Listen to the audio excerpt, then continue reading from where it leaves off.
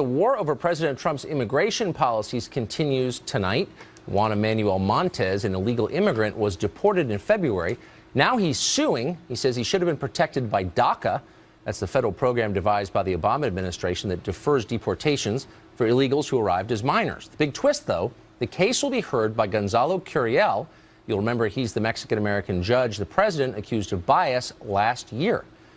Julissa Arce was an illegal immigrant, but despite that, she eventually made it in finance here in the United States. She became a vice president at Goldman Sachs. She recently wrote a piece accusing the Trump administration of creating a deportation force that will drive out millions of immigrants. She joins us now. Julissa, thanks a lot for coming on. Thank you for having me. So you applied for a job and were accepted at Goldman Sachs and ascended in the ranks, but you were here illegally. That suggests that you used an illegal Social Security number, someone else's, a stolen Social Security number. Whose was it? I did. I used a fake Social Security number that didn't belong to anyone. It was a completely made-up number. And, you know, unfortunately, that is what young people who are incredibly driven are forced to do, given the immigration policies that we currently have. I was very fortunate to be able to become an American citizen eventually when I got married to a U.S. citizen. But for millions of people, this line that we continually talk about doesn't actually exist. There isn't a pathway for people to get documented, including the young man that you just mentioned that was deported recently. But you said you were forced to do it. My understanding is that's a felony punishable by 5 to 10 years in prison. Do you have any regrets for committing a felony to take a job?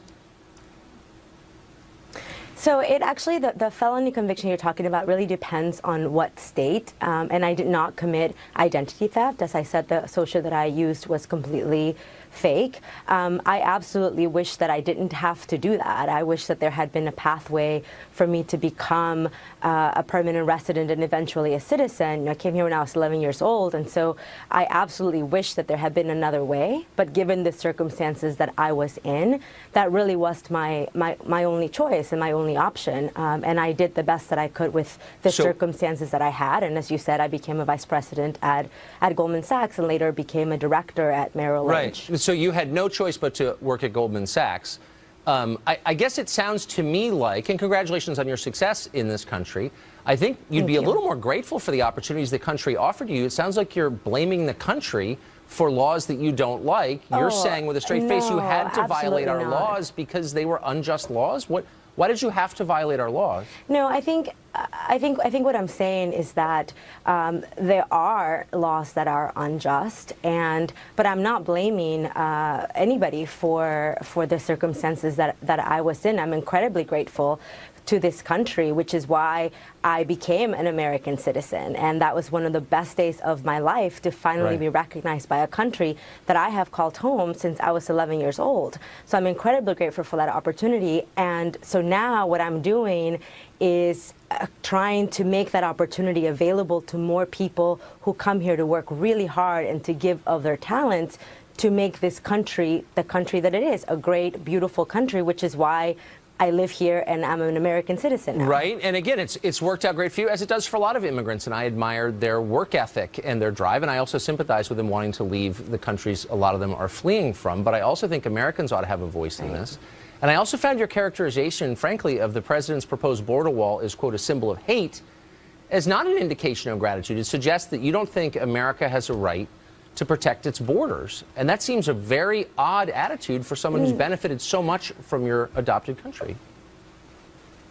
No, not at all. I don't think that makes me ungrateful. I think that makes me a citizen of the country who also gets to have a voice. And my voice might be different than your voice, but we both get to voice our opinions. But I'm not. Of course, I'm not challenging your right to say what you think, and I would defend it literally. However, I don't understand why a country's desire to protect its border is an expression of hate. Well, what does that mean?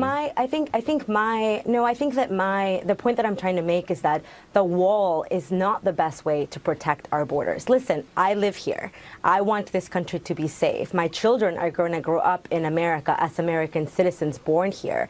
And so I absolutely want our country to be safe, but building a wall that is going to cost, by the way, billions of dollars of American taxpayers, my tax dollars are going to go to build a wall. you know what? I don't have any patience for that argument because I don't think it's. Hold on. That isn't going to. It isn't going to protect us. Okay. How is a wall going to protect? So you're saying it's too expensive. You're saying the wall is too expensive, but you know that's not actually what you said. You said it's an expression of hate, and I just want to get to the bottom of that. Why is it hateful to want to build a wall? A lot of Americans do, the majority in some surveys. Why is that related to hate?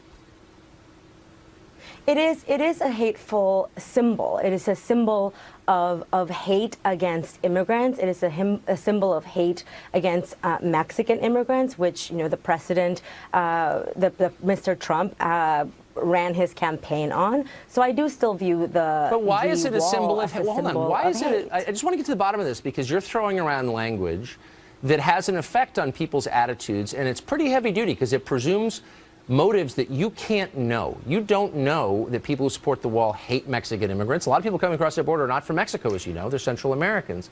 Is it legitimate? Is it morally legitimate for an American to say, I want control of who comes into my country, and we don't have that, and so a wall will reestablish that control? For you to denounce that as hate seems a little much. And I would absolutely welcome a conversation about how do we create a system by which people can come here legally that will benefit Americans, that will increase tax revenue, that will increase economic activity. So we should have that conversation. We're having that conversation now, and you're not answering, with respect, you're not answering my question. You're not answering the key question here. But let's get to another question. I am answering the question. The question is why is it a symbol of hate for people to disagree with you on the wall? As a Mexican immigrant, I can have an opinion that wall, to me, symbolizes a symbol I'm merely of hate. asking you to explain your opinion. I'm not challenging your right to have one. I think you have a right to have any opinion you want.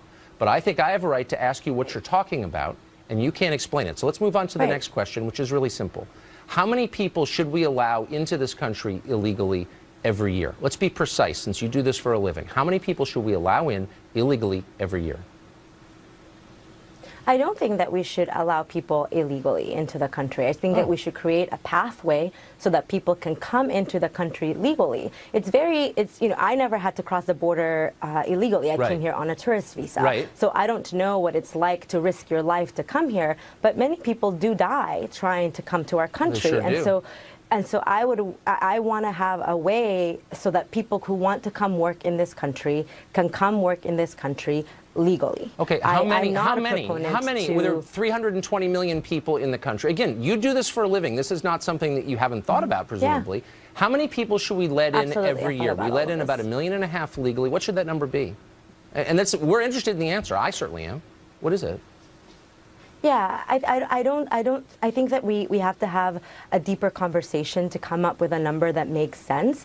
But, you know, the number right now, for example, when we talk about high-skilled worker visas, HB1 visas, we only have 85,000 visas that we give out every year through a lottery, and that number hasn't changed in decades. Right? We haven't looked at our immigration system, both the legal immigration system and how do we create a pathway to citizenship for the people here undocumented. Look, I'm trying to be respectful, and I do respect your achievements, and I think you're clearly a talented person. But I think if you advocate for policy changes, you ought to be able to define what they are and then defend them. And you can't. And many other people in your position can't. And I just want specifics. That's it. I'm not trying to be mean, but you can't provide them, and I'm disappointed. I'm sorry, we're out of time. Thanks for joining I can provide you with the specifics. Yeah, I've asked you 5 times. Like, what's the number? And we'll just hold it real quickly. How many people should we let in every year? Yeah, what's the ideal number of legal immigrants, either through H-1B programs or through various other programs? We have to bring people illegally. How many should we bring in a year? That's a real question.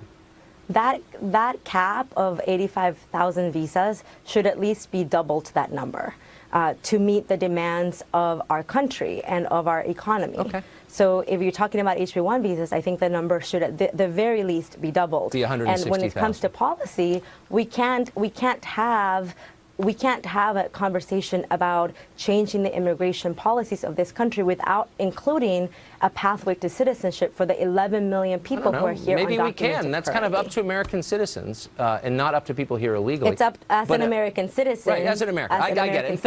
And thank you for throwing out that number. I appreciate it. Thanks for joining us tonight. Thank you so much for having me.